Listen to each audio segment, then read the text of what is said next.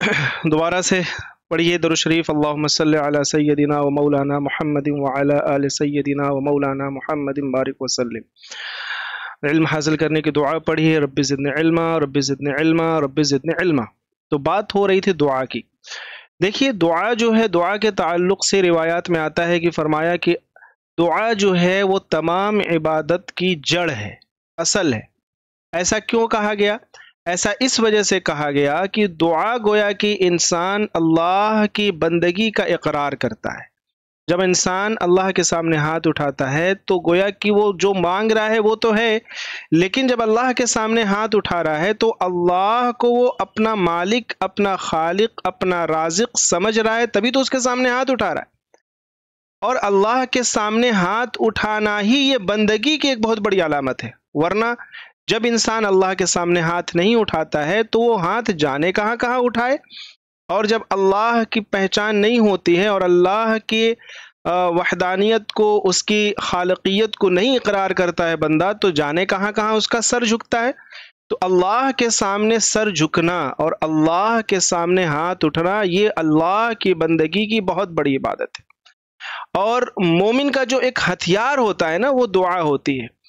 دعا سے انسان کا دل کا تعلق اللہ سے جڑتا ہے، اور پھر انسان کی زندگی میں بہت ساری آزمائشیں آتی ہیں، انسان کی زندگی میں بہت ساری حالات آتے ہیں، لیکن جب انسان ہر ایک معاملے کو اپنی دعاؤں میں شامل کر لیتا ہے اور اللہ کے سامنے اپنے معاملے کو رکھتا ہے، تو پھر وہ جو آزمائش ہے وہ تو اپنی جگہ ہے، اس کا جو بھی طریقہ ہوگا، جس طرح سے وہ آزمائش آ رہی ہے، جس طرح سے اثر انداز ہوتی ہے، وہ تو اپنی جگہ ہے، لیکن وہ انسان کا دل کبھی تزلزل نہیں ہوتا ہے، اس کا ایمان بالکل جمع رہتا ہے، اس کے دل میں ایک سکون رہتا ہے نا، وہ جب دعا کرتا ہے۔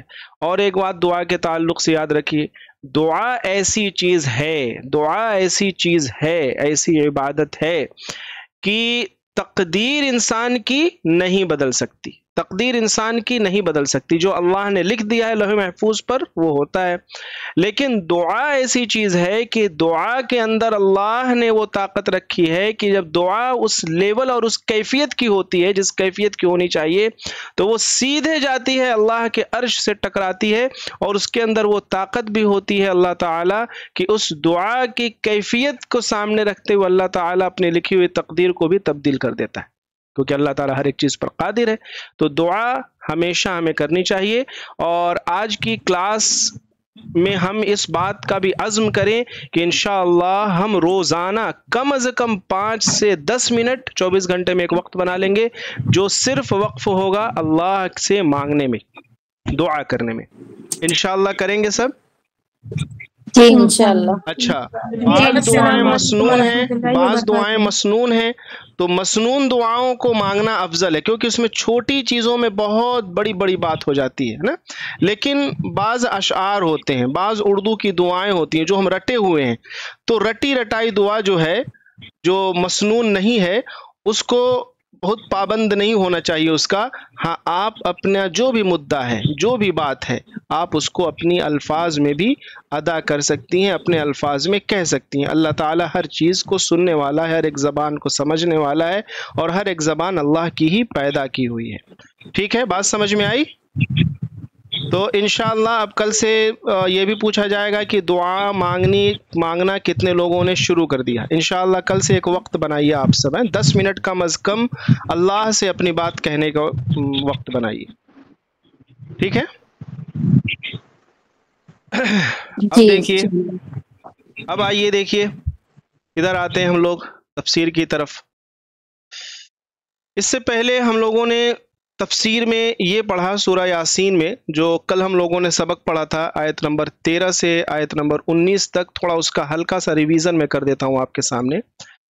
ہلکا سا ریویژن یہ تھا کہ اللہ تبارک و تعالی نے محمد صلی اللہ علیہ وسلم کو حکم دیا کہ وَضْرِبْ لَهُمْ مَثَلًا أَصْحَابَ الْقَرْيَةِ، کہ وہ جو لوگ آپ کی رسالت کا، آپ کی نبوت کا اور قرآن مقدس کا انکار کرتے ہیں، اللہ کا انکار کرتے ہیں، کفر کرتے ہیں، تو کیا کیجئے؟ ان کے سامنے اس بستی والوں کے، ایک خاص بستی کی طرف اشارہ تھا کہ ان بستی والوں کا مثال پیش کیجیے ان کے سامنے۔ اب وہ بستی والے کون تھے، کیا بات تھی؟ تو بستی والے خاص اس وجہ سے تھے کہ ان کے اوپر اللہ تبارک و تعالی نے نبیوں کو بھیجا، مسلسل نبی آئے، ایک کے بعد ایک آئے، ایک کے بعد ایک آئے، اور اس آیت سے ایسا محسوس ہوتا ہے کہ بیک وقت تین تین نبی ایک ساتھ جمع ہو گئے، ہے نا۔ اب وہ شہر کون سا تھا، تو وہ کون سی بستی تھی؟ تو کہا جاتا ہے کہ وہ شہر انطاکیہ ہے۔ انطاکیہ ملک شام کا ایک بہت زبردست شہر تھا، اور یہ تقریباً آپ صلی اللہ علیہ وسلم سے 600 سال پہلے کی بات یہ کی جا رہی ہے تقریباً۔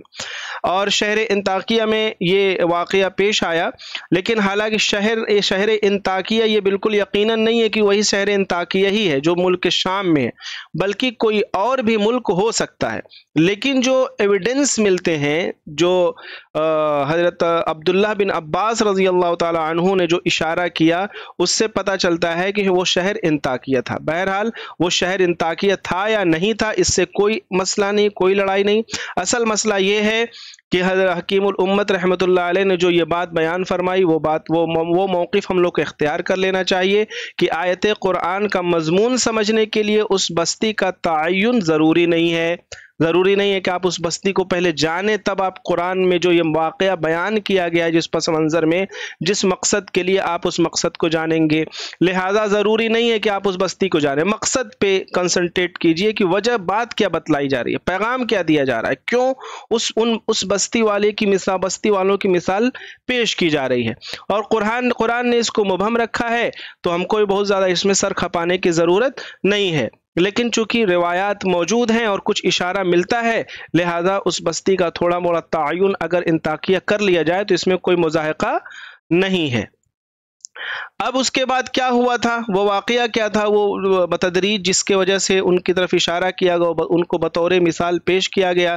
تو فرمایا کہ اذ ارسلنا الیہم اثنین، اللہ نے پہلے ان کی طرف 2 رسولوں کو بھیجا، تو ان لوگوں نے کیا کیا، ان دونوں کو جھٹلا دیا۔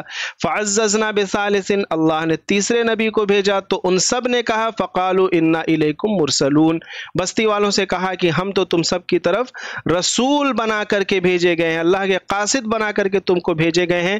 تو پھر کیا ہوا، وہ کون حضرات تھے، تو اس کی بحث کی نہیں ضرورت ہم لوگوں کو، دونوں یہ سلائیڈ اسکپ کر دیجئے، تیسرے آیت پر آ جائیے۔ انہوں نے کیا کہا، انہوں نے کہا قالوا ما انتم الا بشر مثلنا۔ بستی والے کا تصور یہ تھا کہ انبیاء رسول آئیں گے تو رسول تو انسان کی طرح سے ہوں گے نہیں، وہ تو بہت خاص مخلوق ہوں گے، وہ جانے کیسے ہوں گے۔ انہوں نے کہا کہ تم تو ہم لوگوں کی طرح سے ایک انسان ہو، لہٰذا کیا ہے، وما انزل الرحمن من شیء، رب رحمان نے یعنی اللہ تبارک و تعالی نے جو رحم اور کرم فرمانے والا، اس نے کچھ نہیں بھیجا۔ یہاں پہ ایک بات دیکھیے نوٹ کرنے والی یہ ہے کہ اگرچہ وہ ان رسولوں کا انکار کر رہے ہیں، لیکن اللہ کی رحمانیت اتنا برس رہا ہے، اللہ کا رحم اور اللہ کا کرم، کہ اللہ کے قاصدوں کو انکار کرنے والوں کو بھی پتا ہے کہ جو اللہ ہے وہ رحمان ہے اور رحیم ہے۔ لیکن یہ ان کی بدبختی تھی، ان کی بدنصیبی تھی، ان کی کم علمی تھی، ان کے دل کا شقاوت تھی کہ انہوں نے اللہ کی طرف سے بھیجے ہوئے رسولوں کو نہیں پہچانا، اور اپنے عقل کے ذریعے سے دلیل دے کر کے ان کو جھوٹا ثابت کیا اور کہا ان انتم الا تکذبون۔ ٹھیک ہے، اس کے بعد کیا ہوا، ان رسولوں نے کہا قالوا ربنا يعلم انا الیکم لمرسلون، کہ ہمارا رب جس نے ہمیں بھیجا ہے وہ جان رہا ہے کہ ہم تمہاری طرف رسول بنا کر کے بھیجے گئے ہیں، اور ہم مطلب کچھ کوئی من گڑنت بات نہیں کہہ رہے، ہم رسول بنا کے بھیجے گئے، اللہ تبارک و تعالی اس کو جان رہے ہیں۔ اور پھر انہوں نے کہا وما علینا الا البلاغ المبین، کہ ہمارے لیے کوئی زبردستی نہیں ہے، ہمارا کام ہے تم تک اللہ کی بات کو پہنچا دینا، اگر تم میری اتباع کرو گے، ہماری بات مان لو گے ہم سب کی، تو کیا ہے، اللہ کے ہاں سرفراز اور کامران ہوگے، اور اگر تم نہیں مانو گے تو تمہارا ہی خسارہ ہے، تمہارا ہی نقصان ہے، اور ہمارا کیا ہے، وما علینا الا البلاغ المبین، ہمارا کام تو یہ ہے کہ ہم دعوت کو کھول کر دوسروں تک پہنچا دیں، تم تک پہنچا دیں۔ اب اس کے بعد کیا ہوا، اس کے بعد یہ ہوا کہ چونکہ بستی والوں نے اپنے وقت کے جو رسول آئے تھے ان کا ان لوگوں نے انکار کیا، تو اللہ کی طرف سے ایک چھوٹا سا عذاب آیا، بڑا عذاب ابھی آگے آئے گا، اگلی آیتوں میں ہم اسے پڑھیں گے۔ کیا عذاب آیا، وہ عذاب یہ آیا کہ سوکھا پڑ گیا۔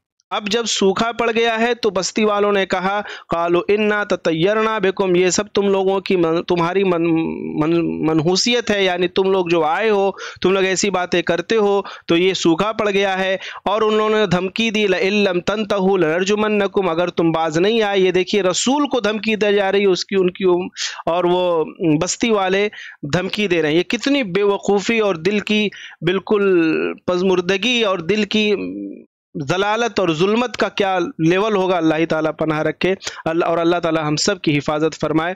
اور انہوں نے کہا دوسری دھمکی یہ دی کہ وَلَيَمَسَّنَّكُم مِّنَّا عَذَابٌ أَلِيمٌ، اور اگر تم نہیں رکو گے نہیں باز آؤ گے تو ہم سے دردناک عذاب تم کو ملنے والا ہے۔ ان لوگوں نے کیا کہا رسولوں نے کہ بھائی دیکھو جو تم یہ کہتے ہو کہ یہ منحوسیت ہماری، ایسا نہیں ہے، یہ تو تم ہی لوگوں کی ہے۔ اَإِن ذُكِّرْتُمْ، اور تم لوگ غور کیوں نہیں کرتے، بل انتم قوم مسرفون، لیکن ایسا لگتا ہے بلکہ حقیقت تو یہ ہے کہ تم سب کیا ہو، تم لوگ حد سے تجاوز کر چکے ہو، ایسی قوم تم لوگ۔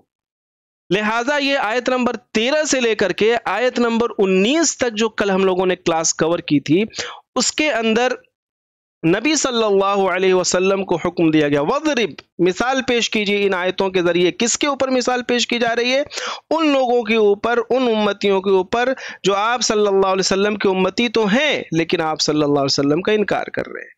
آپ صلی اللہ علیہ وسلم کے ان کے نبی ہیں، آخر الدو جہاں نبی محمد صلی اللہ علیہ وسلم، وہ اس پورے بس مکے اور مدینے کے نہیں بلکہ رہتی دنیا تک کے ہیں، لیکن یہاں مخاطب چونکہ قریش ہیں جن لوگوں نے انکار کیا، اور بعد میں بھی جو انکار کر رہے ہیں وہ بھی اس میں مخاطب کہیں نہ کہیں ہیں۔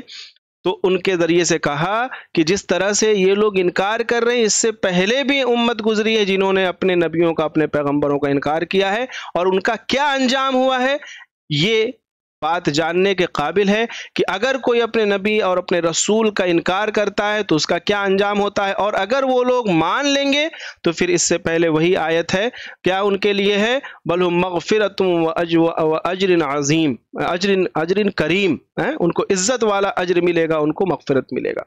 تو یہاں تک کا ایک مکالمہ تھا، ایک مثال کے ذریعے سے بات پیش کی جا رہی تھی، اور آگے اب پھر سلسلے وار وہ مثال چل رہی ہے اور ہم آج کے کلاس میں اس کو سمجھنے کی کوشش کرتے ہیں۔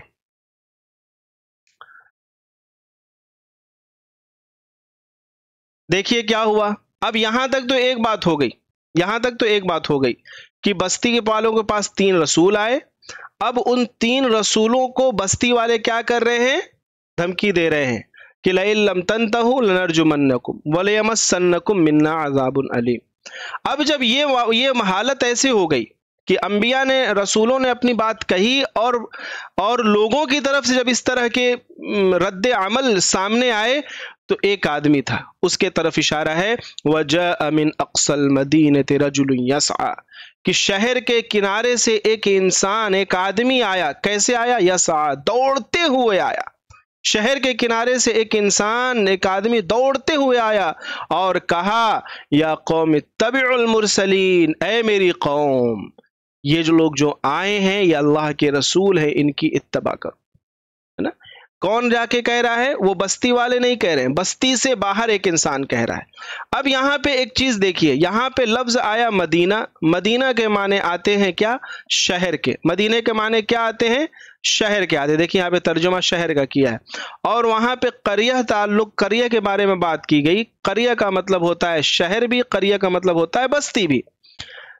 تو یہاں مدینہ سے مراد یہاں پر یہ ہے کہ ایک بڑا شہر تھا، ہے نا، بڑا شہر تھا انطاکیہ، یا پھر جو بھی شہر رہا ہو، اور قریہ، اور جو یہ بات جو ہو رہی ہے، جو رسول آ رہے ہیں اس شہر کے اندر ایک بستی ہے، وہاں پر آ رہے ہیں۔ اس کو سمجھنے کے لیے اگلی سلائیڈ میں آئیے، دیکھیے وہ شخص کون تھا، سب سے پہلے وہ شخص کون دوڑتے ہوئے آیا۔ تو یہ بات بھی بالکل واضح ہے کہ قرآن نے بالکل علل اعلان یا بالکل وضاحت کے ساتھ اس انسان کا ذکر نہیں کیا جو انسان دوڑتے ہوئے آیا تھا، اور وہ انبیاء اور رسولوں کی تائید کی اس نے، اور قوم سے کہا اتبعوا المرسلین، کہ یہ جو نبی آئے ہیں، اللہ کے رسول آئے ہیں، قاصد آئے ہیں، ان کی اتباع کیجئے۔ وہ شخص کون تھا؟ تو وہ شخص کون تھا اس کی وضاحت تو نہیں ہے، لیکن تاریخی روایات سے ملتا ہے، اور اسی کو بہت سارے مفسرین نے نقل بھی کیا ہے۔ کیا کہا؟ کہ وہ حبیب نجار تھے، حبیب نجار. حبیب نجار ان کا نام جو ہے حبیب تھا، اور یہ چونکہ پیشے سے بڑھئی تھے، لکڑی کا کام کرتے تھے، حبیب نجار تھے. وہ بھی کیا تھا، وہ بھی پہلے رہتے تھے اور بت پرست تھے، بت پرست قوم، بت پرستی وہ بھی کرتے تھے. اور جب یہ، لیکن وہ شہر میں نہیں رہتے تھے. جیسے کہ یہ دیکھیے قریہ یہ بستی ہے نا، یہاں دیکھیے آپ کو دکھ رہا ہوگا یہ بستی، میں نے امیج لگا دی بستی کی. اور یہاں پر یہ سمجھیے کہ یہ بستی ہے اور یہ بہت بڑا شہر ہے. یہ شہر کا ایک ایریا میں اس طرح سے تصور کیجئے کہ یہ ایک بڑا شہر ہے. جیسے گورکھپور ایک بڑا شہر ہے، گورکھپور، لیکن شہر کا جو اصل حصہ ہے وہ بالکل سینٹر میں ہے، اور شہر کے اور گورکھپور کی حد بہت دور تک ہے. گاؤں بھی، کئی سارے گاؤں بھی اس میں شامل ہیں. تو اسی طرح سے ایک بستی تھی جہاں پر وہ نبی گئے، وہ انبیاء گئے، وہ رسول گئے. واقعہ یہ ہوا کہ حبیب نجار شہر کے کنارے کہیں رہتے تھے اور بت پرستی کرتے تھے. جب یہ دو لوگ آئے، یعنی جو دو نبی آئے، تو یہاں پہ شہر میں، جس شہر کے کنارے پوری فصیل تھی، شہر کے کنارے کیا تھا، پوری باؤنڈری تھی. کل ہم لوگوں نے پڑھا تھا، ایک طرف یہاں پہ سمندر ہے، ادھر سمندر تھا ایک طرف، ہے نا، ایک طرف سمندر تھا، اور باقی طرف پورے باؤنڈری کر کے اس کو لگایا ہوا تھا، کوئی اس میں گھس نہیں سکتا تھا. ایک دروازہ تھا اس شہر کے اندر داخل ہونے کا. تو یہ جو دروازہ ہے، یہاں سے انبیاء جب آئے ہیں، دو رسول، تو یہیں پہ حبیب نجار سے ملاقات ہو گئی. اب جب یہاں پہ دو سے ملاقات ہو گئی، تو ان انبیاء نے، جو دو لوگ تھے رسول اللہ کے، ان لوگوں نے اللہ کی دعوت پیش کی، اور ان کی کرامت، جو معجزہ یا کرامت تھی، ان کی ظاہر ہوئی. حبیب نجار چونکہ ان کا فطرتاً وہ نیک تھے، اگرچہ بت پرست تھے، ان کو وہ بات اثر کر گئی اور ان کو ایمان کی توفیق مل گئی. لہٰذا وہ ایمان لیتے آئے. اور پھر اس کے بعد یہاں پہ وہ غار تھا، وہاں پہ بہت سارے پہاڑ تھے، ایک غار تھا، اس غار میں جا کر کے وہ عبادت کرنے لگے. سمجھ میں آتا ہے اتنی؟ اب یہ انبیاء جو ہے وہ چلے اپنے راستے سے، چلتے یہاں پہ شہر میں آ گئے اندر. اب جب یہاں پہ آئے، شہر والوں کے پاس ان دونوں نبیوں نے اللہ کی دعوت کو پیش کیا، اللہ کی وحدانیت کو پیش کیا. حضرت عیسیٰ علیہ السلام کا جو دین تھا اس کی دعوت لوگوں کو دی، ان لوگوں نے جھٹلایا. پھر تیسرے نبی بھی اسی راستے سے بھیجے گئے، وہ بھی آئے. پھر تینوں نے جب ان کے سامنے دعوت پیش کی اور کہا کہ انا الیکم مرسلون، اور جب ان کو جھٹلایا، اس کو بستی والوں نے، تمام انبیاء جو پہنچے تو ان کو جھٹلایا، تو یہ خبر ملی حبیب نجار صاحب کو. حبیب نجار صاحب کو جب یہ خبر ملی، چونکہ وہ اندر سے تو ایمان لیتے آئے تھے، اگرچہ بستی والوں کو نہیں پتا تھا کہ یہ ایمان لیتے آئے، ابھی بستی نہیں گئے نا، بستی سے پہلے تو یہ لوگ پہنچ گئے، یہ گفا میں چلے گئے.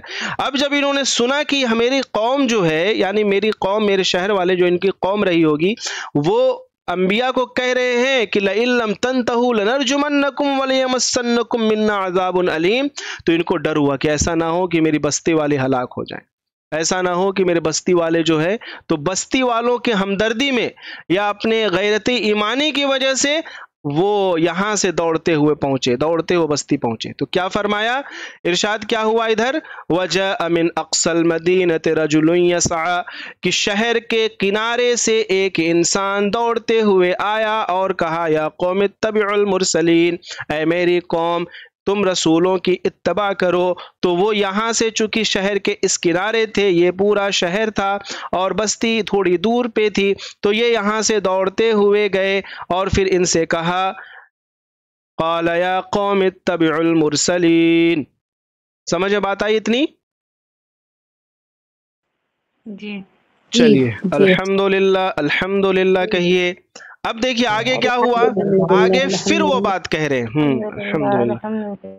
پھر دیکھیے پھر وہ بات کہہ رہے ہیں، کون، حبیب نجار. حبیب نجار کیا کہہ رہے ہیں، دیکھیے حبیب نجار بالکل یقینی نہیں ہے، لیکن روایات سے اشارہ یہ ملتا ہے کہ وہ حبیب نجار ہے. یقینی کب ہوتا، جب کوئی بالکل صحیح حدیث ہوتی، آپ صلی اللہ علیہ وسلم بالکل واضح طور پر فرما دیا ہوتا، یا پھر کوئی آیت ہوتی تو. لیکن کچھ روایات تاریخی ثبوت اور ایویڈنس مل رہے ہیں، کچھ روایات مل رہے ہیں، بعض صحابہ کے قول مل رہے ہیں، لہٰذا حبیب نجار کہا جا رہا ہے. تو حبیب نجار ہیں وہ، لیکن بہت یقینی نہیں، لیکن حبیب نجار ان کو ہم مانتے ہیں، جیسے کہ روایات ہے تو اس پہ یقین کر لیتے ہیں. کیا فرمایا، اتبعوا من لا يسألكم اجرا وهم مهتدون.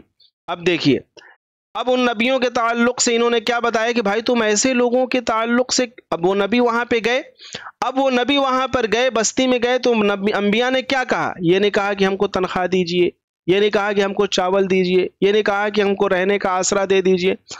وہ بالکل خالص ہو کر کے آئے تھے. ان کو کوئی ضرورت نہیں تھی کہ بستی والے ان کو رہنے کو جگہ بھی دیں یا پھر ان کو کھانا بھی دیں. انہوں نے کوئی اجر کی، کسی طرح کی کسی چیز کی ڈیمانڈ نہیں کی، اور خالص اللہ کے دین کو ان لوگوں تک پہنچانے کی فکر کی، ہے نا. اگر کوئی اپنی بات ہوتی، کوئی ظاہری بات ہوتی، کوئی بزنس ہوتا، کچھ ہوتا، تو یہ سمجھ میں آتا کہ ہاں یہ اپنی بات کہہ رہے ہیں. لیکن کچھ نہیں تھا، کچھ نہیں تھا، خالص وجہت للہ، اللہ کی خوشنودی کے لیے ان لوگوں نے دعوت دی.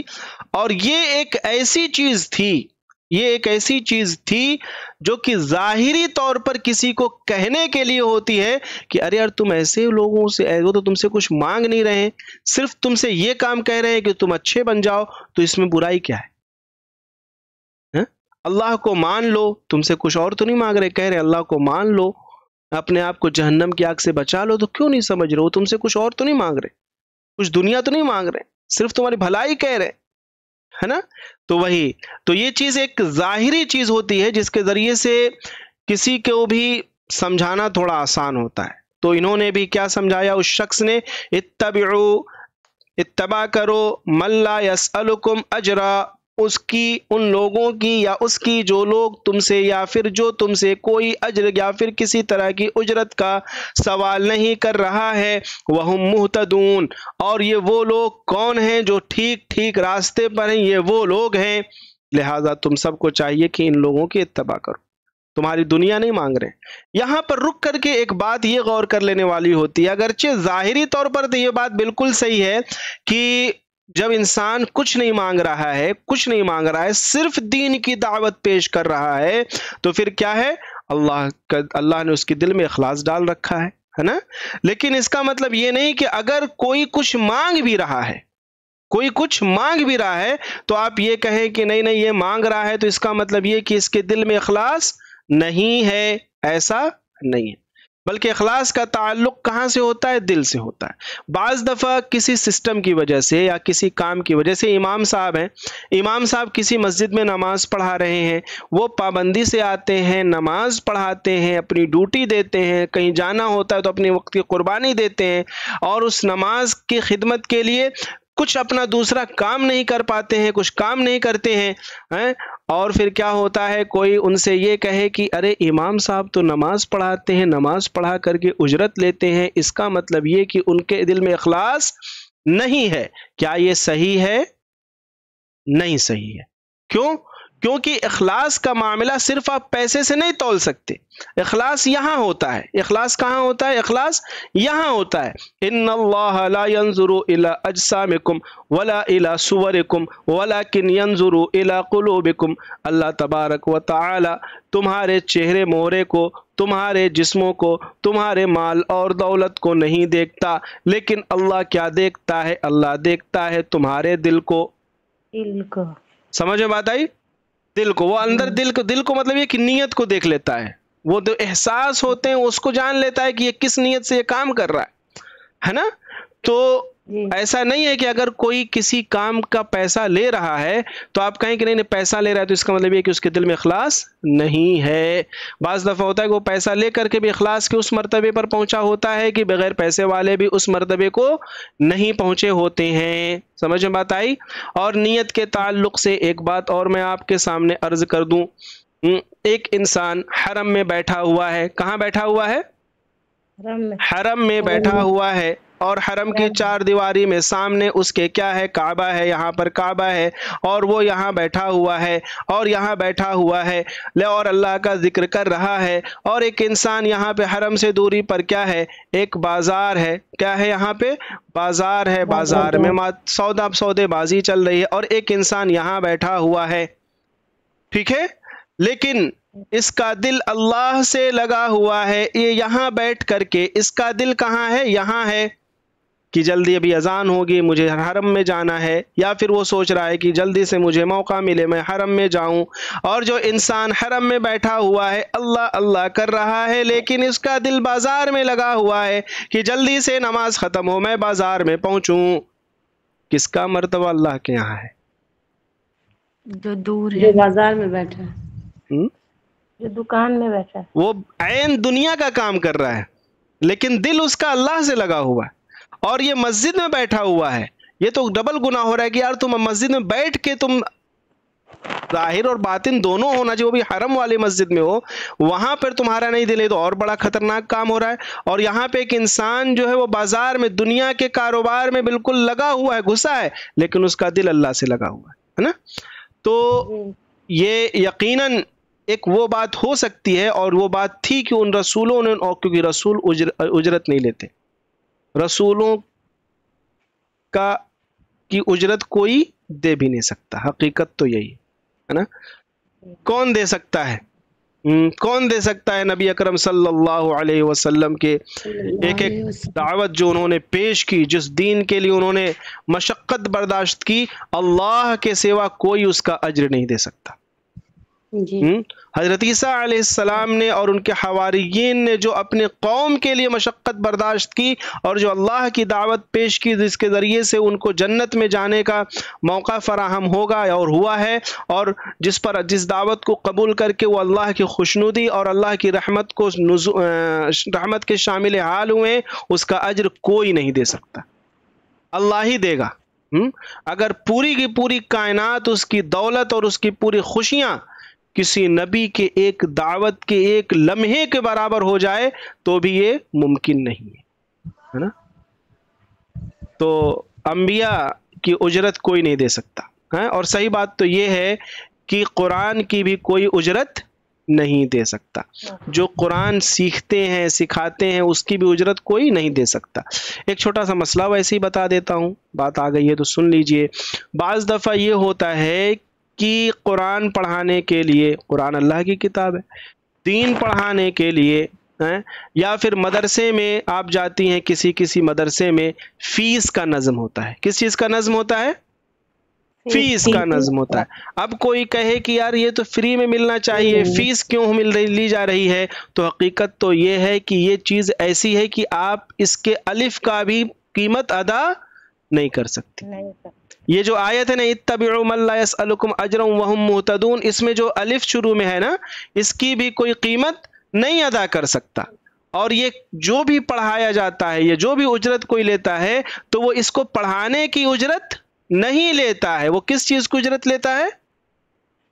اپنے وقت کی اجرت لیتا ہے۔ وہ آپ کی خدمت میں آ رہا ہے، وہ سب کچھ چھوڑ کے آ رہا ہے، اس نے اپنی زندگی کو وقف کر دیا آپ کو دین سکھانے کے لیے، اس کے بھی گھر میں بیوی بچے ہیں، اس کا بھی کام کاج ہے، یا اس کی بھی ضرورت ہے، وہ بھی چاہتا تو بہت عالیشان بزنس اپنا امپائر کھڑا کر سکتا تھا، لیکن وہ آپ تک دین پہنچانے کے لیے وہ آ کر کے وہ چٹائی پہ بیٹھتا ہے، وہ آ کر کے وہ مطلب بالکل جس کو کہہ سکتے ہیں کہ کلف کا کپڑا نہیں، نارمل کپڑا پہنتا ہے، روکھی سوکھی کھاتا ہے، اپنے ضرورتوں کو تھوڑا تنگ کر لیتا ہے، کیوں؟ آپ تک دین پہنچائے۔ تو اس کی جو ضرورتیں ہیں اللہ پوری کرواتا ہے آپ کی فیس کے ذریعے۔ یہ قطعی نہیں سوچنا چاہیے کہ یہ جو فیس یا پھر جو بھی اس طرح سے اگر کہیں ٹیوشن یا کسی امام صاحب کو یا کسی مؤذن صاحب کو کچھ دیا جا رہا ہے تو یہ اس نیکی کی اجرت ہے، نہیں نہیں نہیں نہیں، یہ ان کے وقت کی اجرت ہے۔ سمجھ میں بات آئی اتنی؟ جی جی چلیے ٹھیک ہے، ماشاءاللہ ماشاءاللہ 11:05 ہو چکے ہیں، پچھلے ریویژن میں ہی زیادہ وقت چلا گیا۔ ایک آیت اور پڑھ لی جائے؟ جی چلیے رہنے دیجیے، انشاءاللہ بعد میں پڑھا جائے گا۔ کل پھر اس کے آگے شروع کریں گے، اور کل ریویژن نہیں کریں گے نا، ویڈیو بھیجی جائے گی، جس کو ریویژن کرنا ہو اس ویڈیو سے ریویژن کر لے، اور ہم لوگ انشاءاللہ ڈائریکٹ یہیں سے اسی آیت سے ہم شروع کر دیں گے تفسیر۔ وآخر الدعوانا ان الحمد للہ رب العالمین۔